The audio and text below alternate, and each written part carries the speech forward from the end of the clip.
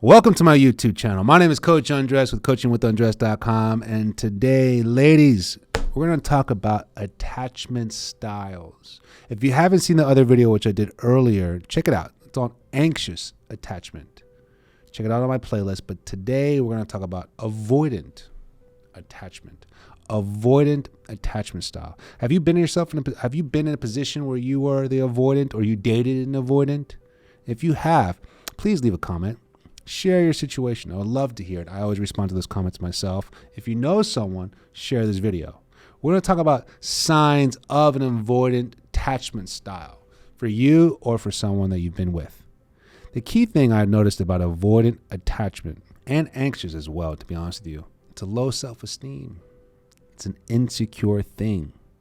And I'm not trying to pinpoint just avoidant people or anxious people because we're all somewhat anxious and avoidant. Everyone is in some form avoidant or anxious. The goal is to create secure attachment with who you are. And that's what I do as a coach, not just because I'm a relationship coach, but I'm also a life coach, a licensed life coach who wants to help you implement life coaching goals to cure this avoidant, anxious attachment and develop secure attachment. That's the healthiest way you could date. The healthiest way you can set yourself up for success in the love world. Developing secure attachment within yourself, not asking or having someone do that for you, because that's not healthy. Not becoming emotionally codependent to validate that, because that's not healthy. But doing that for yourself. Progress, not perfection, ladies. So 3 signs of avoidant attachment style. 3 signs. But before I get into those signs, I would love for you to hit the subscription button because I really appreciate your support. Again, you get notified for future videos. Hit that like if you like the video. So let's begin. Signs of avoidant attachment style. You keep distance from others. You keep distance from others. You're afraid to confront. You keep distance from others at a point where you shouldn't because you really care about what it is that you feel. And I understand it's about being protective. I get it. You're secure in yourself, your safety blanket, your walls, your guards, your triggers. You got everything all lined up, so you just avoid and you keep yourself distance from others. I get that in a safety way or like a safety mechanism in certain parts of your life. But in the relationship world, with someone that you find that's worth it, not just some schmuck or some first date or some match on an app, someone you find that's worth it. How do I make sure I don't want them to make them think that I don't care? I don't want them to get the wrong message that I lost interest because I'm avoidant and I like to keep distance from others when things get uncomfortable. There's a lot of people like that, not just men or women. Not just men or women. Who else is there?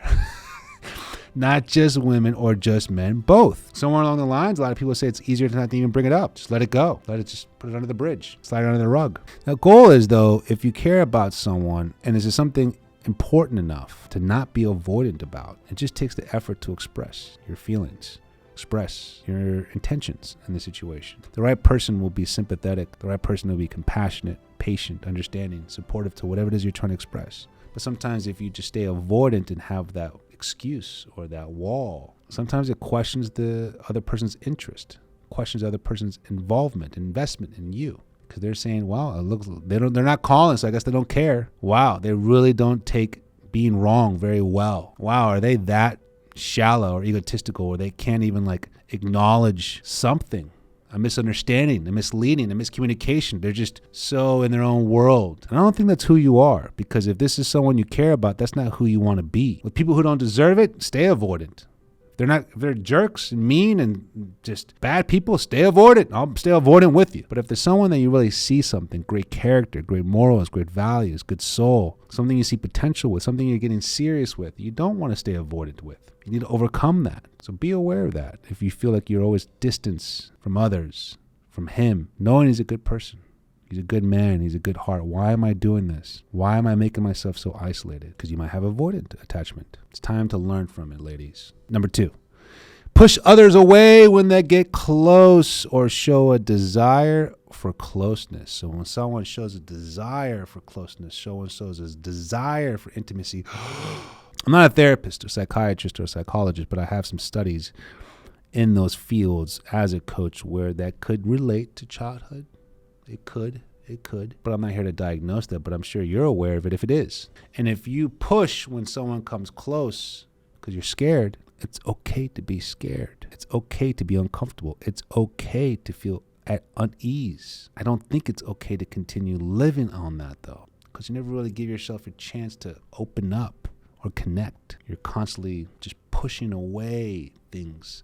And if it's the wrong person, you're going to know. If it's the wrong person, you listen to your gut, listen to your intuition, listen to your voice. But if it's someone really genuinely invested and close to you and has shown that with you, your family, your kids, your work, your situation, your dynamic, and he's shown you over and over he cares about you, you want to work on pushing that person away because you're avoidant, because it's scary for you to get close. You'd be surprised how often that happens. It's sad, but it's true. Number three is probably the foundation of why you might feel avoidant, and it is a lack of emotional closeness in relationships. A lack of mom, dad, upbringing, parental guardians, siblings. A lack of emotional closeness in relationships. So you prefer being isolated, a loner, doing your own thing. And there's nothing wrong if you want to be that. There's nothing wrong if you want to be isolated. You like your peace. You don't want to talk about it. There's nothing wrong with being avoidant. Nothing wrong with any of this. Is it healthy? No. Does it help you towards finding a relationship and building something with someone special? No. Is it going to get you the commitment or exclusivity or the love or marriage or family that you ultimately want one day? No. If you want to be avoidant and you want to be a loner, you want to do your own thing, go for it. Listen, go do it. That sounds great if that's what you want. But if you know that's who you are, but you want to try a relationship, you want to get close, you want love and compassion and romance, we got to take steps forward from the avoidance, brave steps, courageous steps, because you finally found someone who's worth it. You found someone who's taken their steps, his steps, to get closer to you. I hope at these points or these moments where you feel like you want to confront your avoidance is because you're trying to match your partner, your lover's energy of how he's been invested, how he wasn't avoidant, and he saw something special in you. Sometimes we get in our own way. Sometimes we have our hand on the trigger for too long. Sometimes we put walls behind doors. Sometimes we make it impossible to protect ourselves all the time. Again, certain aspects of life, professionally, sure, educationally, why not? But when it comes to intimacy, romance, love, relationships, it's a lonely game that you're playing with yourself. If you find yourself in this position, I want you to leave a comment. I want you to leave some insight. If you want a coaching session on this is what we're going to talk about. This is what I do. I love helping you all find the clarity and the motivation and what is for you. Again, I'm always here to help. My name is Coach Andres with coachingwithundress.com. Thank you for listening. See you soon.